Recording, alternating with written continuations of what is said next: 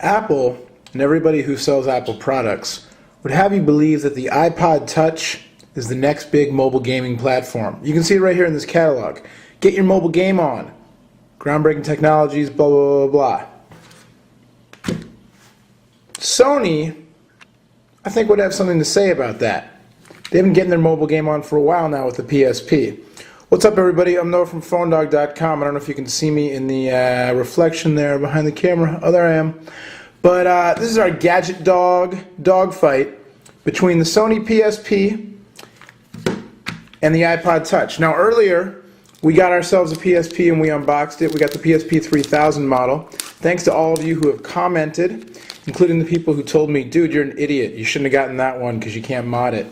Now we got ourselves an iPod Touch. We picked up the 8GB version, and basically, you know, if you've been following the channel, you know we do a lot of phone reviews, obviously, and so we've done reviews of the original iPhone and the iPhone 3G, and you might be saying, well, why'd you go and get an iPod Touch if you know, you already have the iPhone and you can play games on it? Two reasons. One is if we're going to do a dogfight, we want to do it right, and we want to compare. You know, this is comparing two devices that you can do a lot of stuff with: gaming, multimedia, even some online connectivity, but you don't need a cellular data contract for. And the second is that, so we wanted to just you know, compare those straight up outside of the phone arena. Two devices you can use to do all that stuff with. You don't have to sign a contract. And the second is that we wanted to get a hold of Apple's best mobile gaming device. And even though they're very similar in terms of specs and everything, the iPod Touch and the iPhone are not exactly the same. The iPod Touch actually, the newest generation iPod Touch actually has the fastest processors, the best processing speeds, and the best video performance of any of the devices, the original iPhone, iPhone 3G, or first gen iPod Touch, or second gen. This one has been benchmarked the fastest, so, you know, we wanted to do this right. So we're unboxing here, and I need to pay attention to this so I can do this right, too. Inside the box of the iPod Touch, nice to see the packaging getting smaller and smaller. You get your earbuds, you get your dock, you get what looks like a little cleaning cloth screen protector kind of thing there. You get a docking cable. You do not get an actual AC adapter, so you have to plug this into a computer or get yourself an adapter separately. You can see on the back, I don't know if you can read it, but requires a Mac or a PC, Mac OS 10, 10.4 or later, Windows Vista, Windows XP, Home, or XP, SP2 later, and you need to get iTunes, which is a free download, obviously. And you know all about it by now, the iTunes ecosystem with all the games and the music and everything else. Apple wants you to buy it all from them. There's a lot to buy from them if you're interested. So we'll peel this off.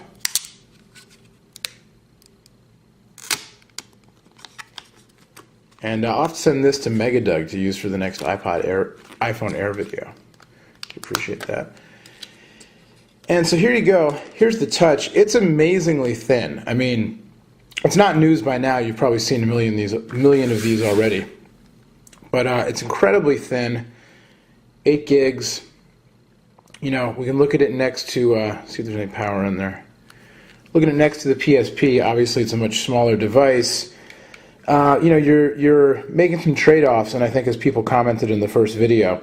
And if you're an owner of one or both of these devices, you know, if you've used them extensively, love to hear from you. Go over to the Phone Dog forums and hit us up, let us know. So I got to initialize this. What you think of the two devices. But obviously, you know, the PSP, you've got extra controls for gaming, obviously, because it's a gaming device. I said obviously twice there in one sentence. So on, you know, the left side, you've got the D-pad, the analog stick. On the right side, you've got your control buttons, buttons on the bottom, buttons on top. The iPod Touch is more or less the size of the PSP minus all those buttons. Obviously, you know, much thinner. And it's a full touchscreen device. You know, it's got the home button on the bottom, the volume control on the one side, the power button on the top, and that's pretty much it. Your docking control on the bottom. You lose, and then your headphone jack on the bottom as well. Compared to the iPhone, you lose some of the functionality. I mean, some of the controls, rather. You don't have a camera. on the back, and you don't have the mute switch. Obviously, there's no ringer, so you don't need that. And it's a full-on touchscreen, so you control everything via touchscreen and accelerometer, that kind of thing.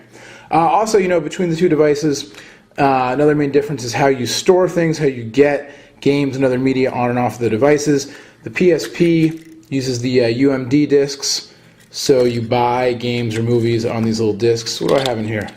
Got some Madden 09. So then also you can put stuff on the memory stick here, Sony's proprietary memory stick duo format.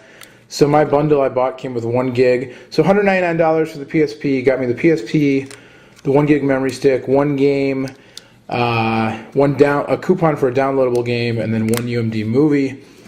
The iPod Touch, $219 for just the iPod Touch. The memory, like I said, 1 gig memory stick with the PSP.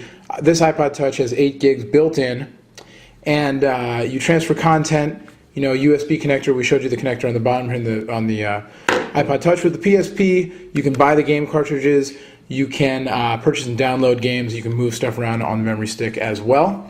And so there you go, kind of a basic overview of the two devices.